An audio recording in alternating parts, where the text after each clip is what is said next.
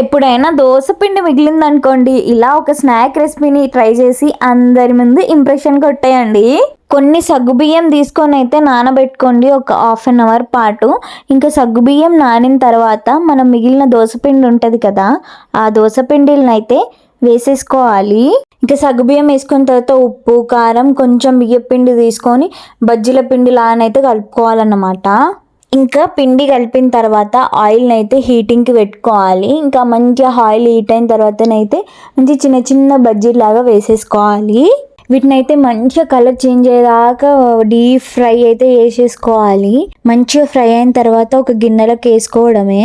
నేనైతే వీటికి సగ్గుబియ్యం పునుగులని అయితే పేరు పెట్టిన. మరి మీరేం పేరు పెడతారో నాకైతే కామెంట్ చేసి చెప్పండి.